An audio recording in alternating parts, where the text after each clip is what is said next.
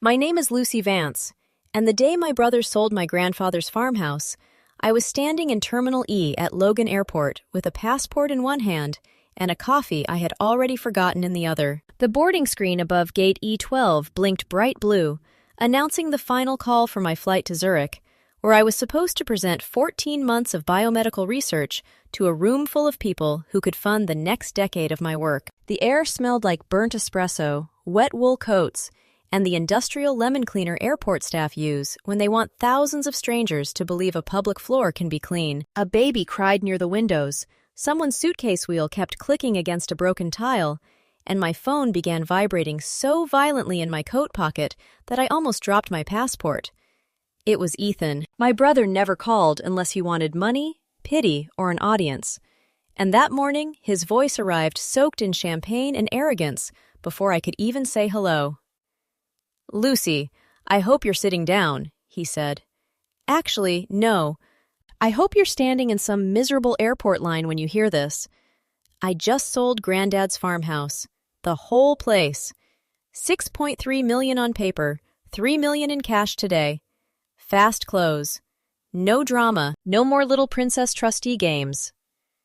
For 3 seconds, I heard nothing except the airport announcement echoing overhead and the soft hiss of a milk steamer from the cafe behind me. I watched a drop of coffee slide down the side of my paper cup and land on my thumb. It was hot enough to sting. I did not move. Ethan laughed, mistaking silence for devastation, the way entitled people always mistake restraint for weakness. "And don't bother asking about your half," he continued. "There is no half. I wired it straight into Kelly's company account because she actually has a future to build. You have your little lab coats and grants. You'll be fine. Granddad should have left that land to someone who knew what to do with it." Behind him, I could hear a cork pop and Kelly squeal. Not laugh, squeal. That thin, polished country club sound she made when she wanted people to notice her jewelry before they noticed her debt. Then Ethan said the sentence that made the entire world narrow into one clean, cold line. "You're cut off from the Vance legacy forever." I looked through the glass wall at the plane waiting outside, its white body shining under a gray Boston morning. I thought about the presentation in Zurich, the refrigerated samples already shipped ahead, the sleepless nights, the work I had fought for without ever asking my family for $1. Then I thought about my grandfather's farmhouse, 150 acres of wind-bent grass and white fences and old stone walls, where Frank Vance had taught me how to test soil acidity before he ever taught me how to drive. A strange calm settled over me. "Ethan," I said softly. "What? Did you sign anything?" He laughed harder. "Everything. Contract, title transfer, digital closing package. They're sending people out in an hour for possession. You're too late." I set my coffee in the trash can beside the gate. "No," I said. "You are." Then I ended the call. I walked to the counter, canceled my boarding pass, asked the airline agent to retrieve my checked bag, and sent one text to Dr. Marisol Bennett in Zurich. "Family legal emergency.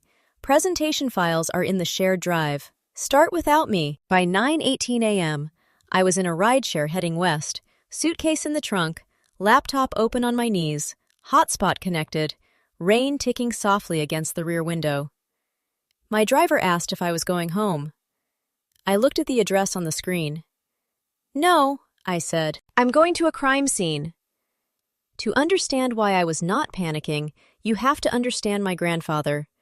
Frank Vance did not build wealth by trusting smiles. He started with 32 acres of exhausted farmland outside Concord, Massachusetts, bought at auction in 1974 for $41,600, and expanded it over 47 years into a historic agricultural estate valued at $6,312,800 by the last formal appraisal. The farmhouse itself was built in 1891 with a wraparound porch, hand-cut granite foundation, 7 working fireplaces, and a front staircase that creaked on the 5th step no matter how carefully you walked. Granddad loved that creak. He said houses should warn liars when they entered. My mother thought he was dramatic. My father thought he was difficult. And Ethan thought he was old-fashioned because Granddad refused to fund any of his brilliant business ideas that seemed to collapse somewhere between the first invoice and the second lie. Ethan had tried dropshipping watches, importing electric scooters, flipping distressed crypto, and investing in what he once called a luxury dog wellness platform. Every time he failed, my parents converted consequences into sympathy. Every time I succeeded, they converted effort into luck. That was the family math. I became a biomedical scientist because I trusted data more than approval.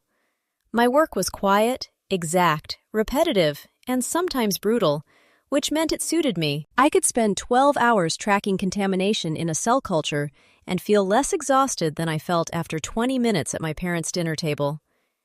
Ethan became the golden child because failure looked expensive on him. When Granddad died, the funeral smelled like lilies, rain-soaked wool, and the black coffee my aunt kept making, even though nobody drank it.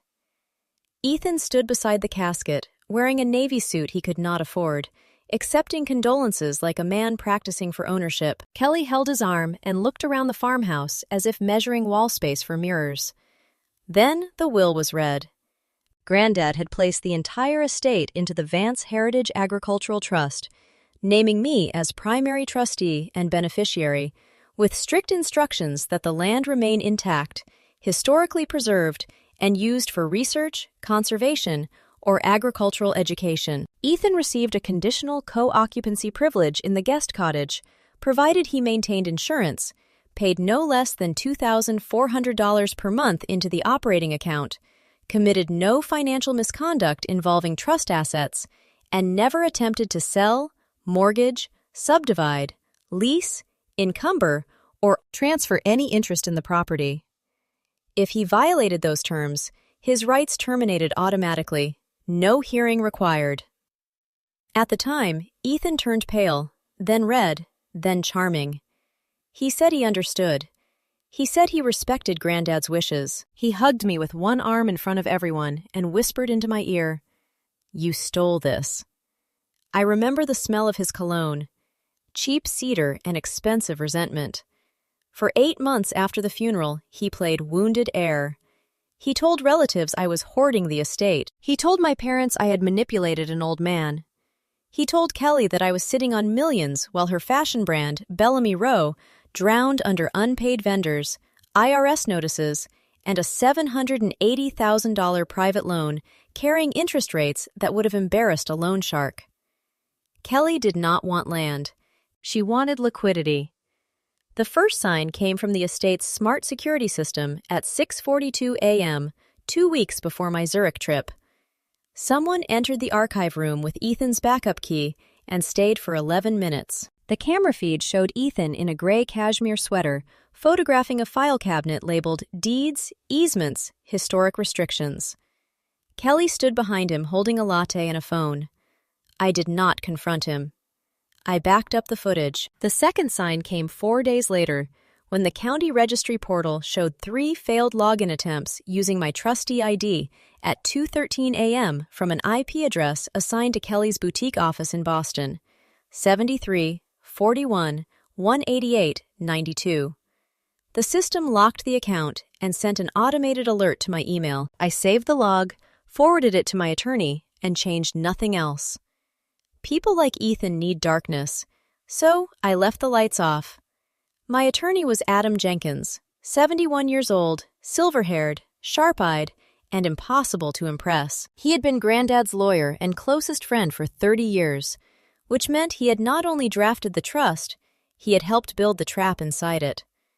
When I called him from the rideshare after Ethan's confession, Adam answered on the second ring. I told him exactly what Ethan had said, word for word, without raising my voice.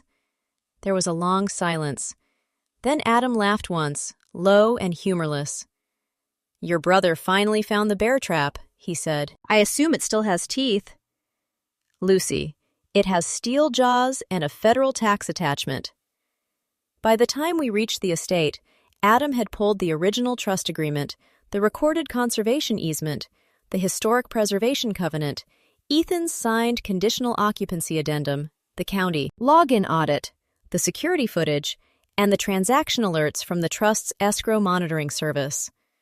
He told me Blackwood Developments had filed a notice of intended possession at 8:06 a.m. based on a seller affidavit signed by Ethan and notarized in Rhode Island the night before. Rhode Island mattered. Ethan had not been in Rhode Island. At 9:57 a.m., the rideshare turned through the stone gates of Vance Farm. The rain had slowed to mist, soft enough to hang in the oak trees and turn the gravel driveway dark. The farmhouse rose ahead, white and steady, porch lights glowing despite the morning. Granddad always said a house looked different when someone threatened it. He was right. It looked away. Ethan and Kelly were on the front lawn with 2 champagne flutes, 3 glossy shopping bags from Newbury Street, and a black Porsche Taycan parked crookedly near the herb garden. A second car, a rented white Range Rover, sat beside it with dealer plates still attached. Kelly wore cream trousers, a camel coat, and the expression of a woman who had mistaken a wire transfer for intelligence. Ethan saw me first. His grin widened. "Well, look who abandoned Switzerland," he called. "Couldn't miss the eviction party?" I stepped out of the car, lifted my suitcase from the trunk, and thanked the driver. My shoes sank slightly into the wet gravel. The air smelled of damp leaves, horse hay from the lower barn, and the faint, sweet rot of apples fallen in the orchard. I loved that smell. Kelly tilted her head. "Lucy, this is embarrassing. The developer's legal team will be here any minute. You should have stayed on your little plane and preserved your dignity." I did not answer her. I looked at the farmhouse windows, the porch, the copper gutters Granddad installed himself, the old bell near the kitchen door he used to ring at noon during summer haying. Then I looked at Ethan. "Where's the money?" I asked. His smile sharpened. "Already invested." "In Bellamy Row?" "Kelly's company is about to scale nationally." Kelly lifted her champagne. "Finally, someone in this family understands growth." I nodded once. "Good." That confused them. Adam's black sedan arrived 3 minutes later, tires whispering over the wet gravel. He stepped out wearing a dark overcoat and carrying a red leather binder so old the edges had gone soft from use. Behind him came a county sheriff's cruiser, unmarked, and then 2 matte black SUVs with Blackwood Developments printed discreetly on the doors. Ethan clapped his hands once like a host welcoming guests. "Perfect timing," he said. "Let's finish this." Victor Crane, Blackwood's chief legal officer, emerged from the first SUV with 2 corporate attorneys, a project manager, and a demolition surveyor carrying rolled site plans under one arm. Victor was a tall man with a shaved head, rimless glasses, and the dead-eyed confidence of someone paid to remove obstacles without feeling sentimental about oak trees.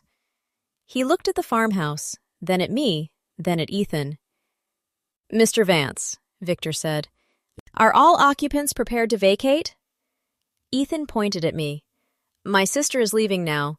She just needed to make a scene first." I almost smiled. Adam did.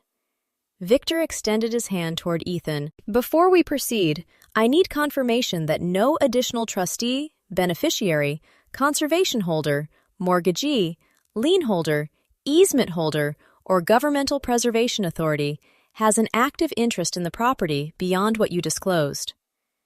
Ethan waved a hand. "Already handled. I told you. Lucy had paperwork, not power." Adam opened the red binder. The sound was small. It ended the party. "Mr. Crane," Adam said, "I am Adam Jenkins, counsel for the Vance Heritage Agricultural Trust. Your seller has no transferable ownership interest in this property. He has no authority to convey title, no authority to accept funds, no authority to deliver possession, and no authority to represent the trust in any transaction whatsoever." Victor did not blink. "That is a serious allegation." "It is not an allegation," Adam said. "It is page 4. He handed Victor the first certified copy. The rain tapped softly on Kelly's champagne glass. Ethan laughed too loudly. "This is desperate. That's outdated." "No," I said. "The document you photographed was outdated. This one is recorded." Victor's first attorney took the page, scanned it, and stopped moving. The second attorney leaned closer. The project manager slowly lowered the site plans. Kelly's smile faded by 1 inch. Adam removed another document. This is the conservation easement recorded with Middlesex County on March 17, 2018, held jointly by the Commonwealth Agricultural Preservation Office and the New England Historic Land Council. No portion of the property can be demolished, subdivided, rezoned, or commercially redeveloped without 5 separate approvals. None were requested, none were granted. Victor turned toward Ethan. Ethan pointed at Adam. He's lying. He worked for my grandfather. He's biased. Mr. Vance, Victor said, and his voice had dropped 10 degrees. Did you disclose the existence of a preservation covenant? I disclosed what mattered. Wrong answer. Kelly stepped forward. This is a family dispute. Blackwood can resolve it after closing. The money has already been accepted, so possession is equitable. Adam looked at her as if she had tracked mud onto a surgical tray. Ms. Bellamy, he said, the wire went to your corporate account, not to any trust-controlled escrow. That does not create equitable possession. It creates a paper trail. Kelly swallowed. For the first time, Ethan looked at me instead of through me. You set this up, he said. No, I said. Granddad did. I just kept the receipts. The sheriff stepped closer, not interrupting, just becoming visible enough for everyone to remember that laws have bodies attached to them. He was a compact man named Deputy Roland Pike, with rain beating on the brim of his hat and one hand resting casually near his belt. I had met him twice before, both times when Ethan tried to claim I had locked him out of his inheritance. Deputy Pike knew the driveway. He also knew Ethan. Adam turned a page. Mr. Crane, your company wired $3 million at 7:42 a.m. Eastern to Bellamy Row Holdings, LLC, routing ending 4421. We have confirmation from your escrow department because the payment triggered an automatic trust fraud alert. Victor's jaw tightened. How did you get that confirmation? Because your junior associate sent a payoff verification request to the trust's old administrative email at 8:11 a.m. after the wire had already cleared. That account forwards to my office. It also forwards to Dr. Vance. I raised my phone. There it was, Kelly whispered. Ethan? The way she said his name told me everything about their partnership. When the money felt real, it was our future. When the consequences appeared, it became Ethan. Adam continued, We also have the IP logs for 3 attempted unauthorized registry accesses. The security footage of Mr. Vance photographing archived deed materials, and the digital notary certificate used on last night's seller affidavit. The notary stamp belongs to a woman in Providence who reported her seal missing 11 days ago. Victor closed his eyes for half a second. That half second cost Ethan his fantasy. You forged a notarized affidavit? Victor asked. Ethan held up both hands. No. It was a technical workaround. Everyone does it in private sales. No, Victor said. Criminals do it in fraudulent conveyances. Kelly's face changed completely. The polished pity vanished. Her eyes moved from Ethan to Victor to the sheriff to the red binder, calculating exits. I watched her assess the lawn, the driveway, the Porsche, the corporate SUVs, and the muddy distance to the side gate. She was not dressed for running. That seemed fair. The first Blackwood attorney spoke quietly into her phone. The second began photographing documents with permission from Adam. Victor took 3 steps away and made a call that lasted exactly 92 seconds. Ethan tried to regain control by becoming louder. This is my family's land, he snapped. My blood, my name. My grandfather would never have wanted Lucy hiding behind lawyers while strangers humiliate me on my own property. The porch light flickered once in the mist. I looked at him and remembered being 16, standing in the lower barn with Granddad, while Ethan refused to muck stalls because he said labor was for people without vision. I remembered Granddad handing me a soil test kit and telling me, people show you who they are when the work gets dirty. I remembered Ethan laughing at me for choosing science over glamour, then asking me for $12,000 3 years later to clear a gambling debt he called a liquidity problem. I had paid it. Once. Granddad knew exactly who you were, I said. That is why page 19 exists. Adam pulled out Ethan's signed conditional occupancy addendum. The paper had his signature at the bottom in blue ink, dated June 4th of the previous year, witnessed and notarized properly. Adam did not hand it to Ethan. He handed it to Deputy Pike. Clause 12, Adam said. Attempted unauthorized sale, transfer, encumbrance, pledge, mortgage, lease, or liquidation of trust property terminates all occupancy rights immediately and permanently. Clause 13 imposes reimbursement liability for all legal fees, security costs, emergency filings, and any loss caused by fraudulent representation. Clause 14 triggers the disinheritance penalty from the residual family fund. Ethan stared at the page. His mouth opened, but nothing useful came out. Kelly whispered, "Residual family fund?" Adam looked at her. The assets Ethan expected after his parents' deaths. My parents had never known about that clause because Granddad never trusted them to keep quiet. Their comfortable retirement accounts, their lake house interest, their little belief that Ethan would eventually inherit enough to excuse every disaster. All of it had been built around a fund Ethan just detonated with a forged signature and a champagne flute. Ethan turned pale, not afraid for the land, afraid for himself. Victor ended his call and returned. His voice was no longer corporate. It was predatory. Blackwood Developments is rescinding all transaction documents, filing notice of fraudulent inducement, freezing related payments through emergency civil action, and referring this matter to state and federal authorities. Mr. Vance, Ms. Bellamy, do not leave the property. Kelly made a sound like air leaving a tire. Ethan stepped backward. You can't freeze money that's already spent. The entire lawn went still. I heard the old porch flag rope tapping against the pole. Tap, tap, tap. Victor turned slowly. Spent? Kelly closed her eyes. Ethan realized too late that he had just opened a second door under his feet.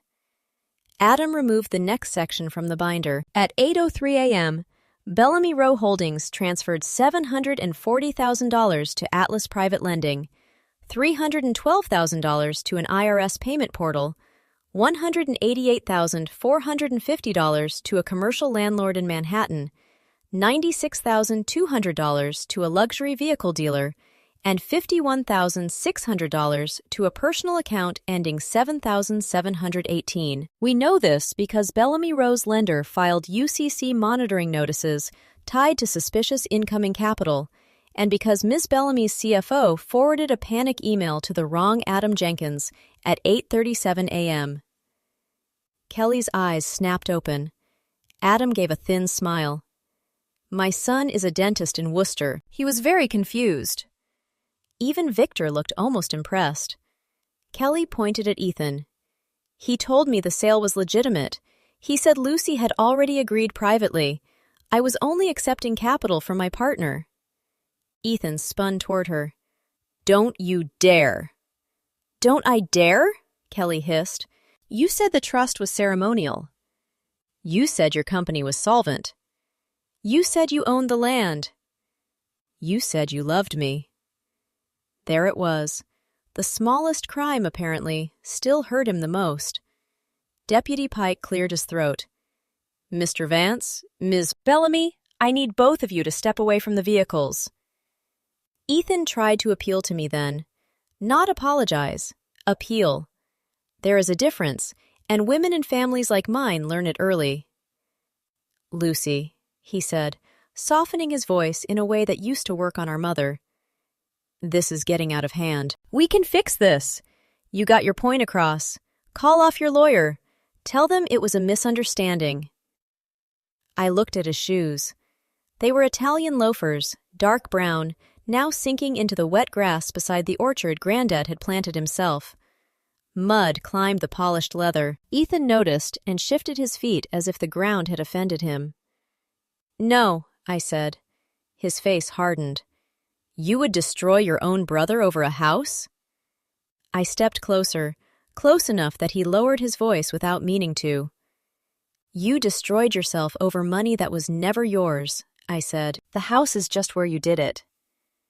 The first siren arrived at 10:26 a.m., faint beyond the trees, then clearer as two state police vehicles turned through the gate. A third car followed, unmarked, carrying a woman in a gray suit who introduced herself as Special Agent Nora Whitcomb from the State Attorney General's Financial Crimes Division. 20 minutes later, an IRS criminal investigation agent arrived because the Bellamy Row transfer had been used to satisfy a federal tax delinquency with funds allegedly obtained through fraud. That was the federal hammer. It did not shout. It documented. The agents separated everyone. The rain stopped, leaving the lawn shining and cold. Kelly sat on the porch bench with her arms wrapped around herself, no longer touching the champagne. Ethan stood near the Porsche while Deputy Pike read him a preliminary notice, and Special Agent Whitcomb asked him whether he understood that knowingly transmitting forged documents through electronic closing platforms could implicate wire fraud statutes. Ethan said he wanted a lawyer. Finally, a wise investment. I stayed beside Adam under the porch roof. The wood smelled like rain, old paint, and cedar oil. Somewhere inside, the farmhouse clock chimed 11 times, slow and deep, as if Granddad were clearing his throat. My parents arrived at 11:14. I knew they were coming because Ethan had called them before asking for counsel, which told me where his instincts still lived. My mother stepped out of their silver Lexus wearing pearl earrings and outrage. My father followed, carrying the embarrassed stiffness of a man who has spent 30 years calling family dysfunction private business. "Lucy Ann Vance," my mother said, "what have you done?" Not what happened. What have you done? I watched her take in the police cars, the agents, Kelly crying without tears, Ethan pale beside the Porsche, and still somehow land on me as the cause. Old habits are not habits. They are architecture. "I protected the trust," I said. My father lowered his voice. "Your brother made a mistake." Adam closed the red binder with both hands. Everyone heard it. "No," he said. "Your son forged documents, induced a $3 million fraudulent wire, violated a recorded trust, attempted to transfer preserved land, and exposed himself and Bellamy to civil damages, criminal investigation, and federal tax scrutiny. That is not a mistake. That is a spreadsheet." My mother looked at me with wet eyes she could summon faster than facts. "He is your brother." I nodded. "And Frank Vance was your father. You might want to ask why he did not trust any of you with the key." She flinched as if I had slapped her. I had not raised my voice. That made it worse. By noon, Ethan and Kelly were escorted off the property in separate vehicles. Not dragged, not tackled, just guided, contained, and photographed, which, for people obsessed with appearances, is its own form of public execution. The sound of the handcuffs was quieter than movies make it. 2 metallic clicks under the dripping porch gutter. Click! Click. Kelly looked at the farmhouse one last time, as if it had betrayed her. Ethan looked at me. His expression was no longer arrogance, but it was not remorse either. It was disbelief that the world had failed to bend around him. That was enough for day one. Ethan's Porsche disappeared first, then Kelly's Manhattan showroom, then the Range Rover. Bellamy Row filed for bankruptcy on February 3rd, listing $4.8 million in liabilities, $214,000 in recoverable inventory, and 27 creditors, including seamstresses Kelly had called vendors when she wanted to avoid saying people. Ethan moved into my parents' basement after his occupancy rights terminated, but even that did not last. When my parents learned his disinheritance clause had redirected the residual family fund into the trust's conservation endowment, their sympathy became more complicated. Love, in my family, had always been generous until it touched retirement planning. Ethan accepted a plea deal in late April. The court smelled like floor wax, stale coffee, and paper warmed by old radiators. He wore a gray suit 2 sizes too large because the good one had been sold, and his hair had lost the careful shine Kelly used to supervise. When the judge asked whether he understood the charges, Ethan said yes in a voice so small that my mother began crying into a tissue. Kelly's hearing was the following week.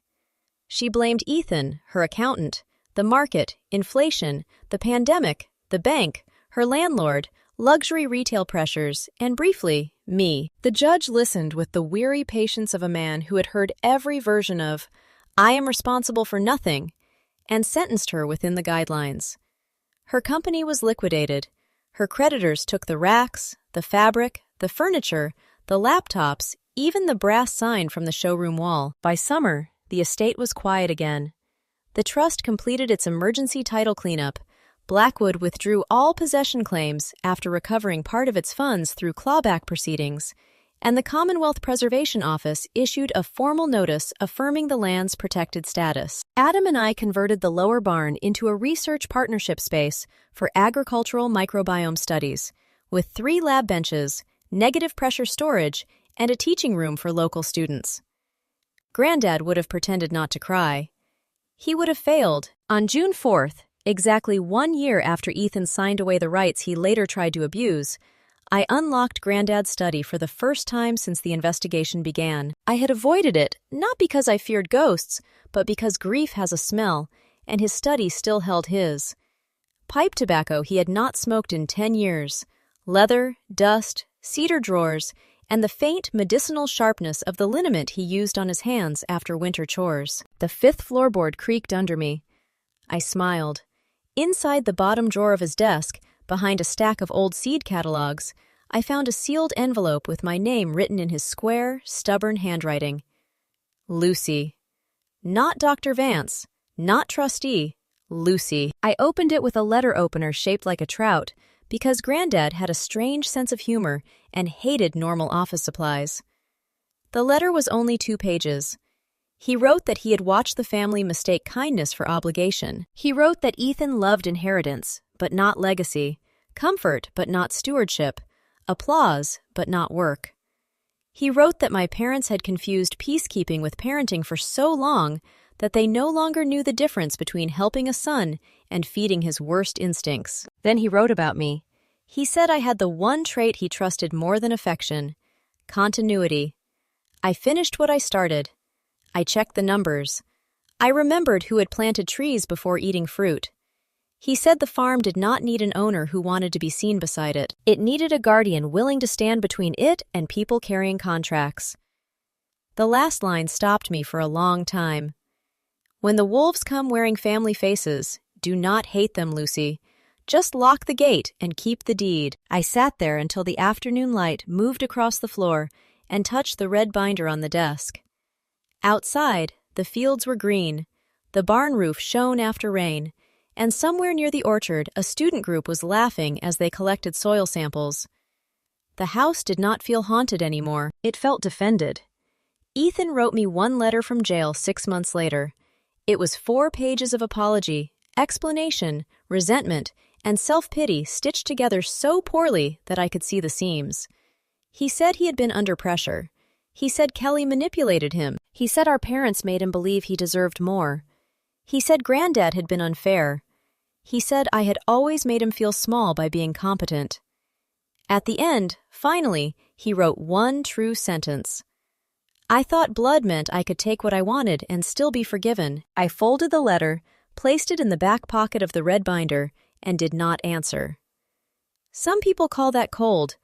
I call it clean. The Vance Heritage Farm is now open every Saturday from April through October for students, researchers, veterans, and families who want to learn what land can become when greed is not allowed to speak first. The old farmhouse still has its porch lights. The 5th stair still creaks. The orchard still drops apples in September, and every time I smell damp leaves and cedar smoke, I remember the morning Ethan thought he had ended me with a phone call. He did not know my grandfather had built the ending years before. He did not know I had been trained by science to trust evidence, not noise.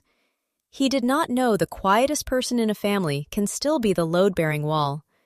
And he did not know that when a greedy man sells what he does not own, the buyer is not the only one who comes to collect. Family is not blood that excuses theft. Family is loyalty proven when nobody is watching, respect shown when money is on the table, and truth protected even when liars use your last name. I lost a brother who never loved me without calculating what I could provide. But I kept the land, the legacy, and the part of myself that refuses to beg for dignity. That was the real inheritance. If you have ever had a relative try to steal from you, shame you, or call greed family, write your age and where you are watching from in the comments. I read every story because someone out there needs to know they are not crazy for keeping receipts. And if this story kept you listening until the end, subscribe to the channel because the next one begins with another family lie, another quiet person, and another red binder waiting on the table.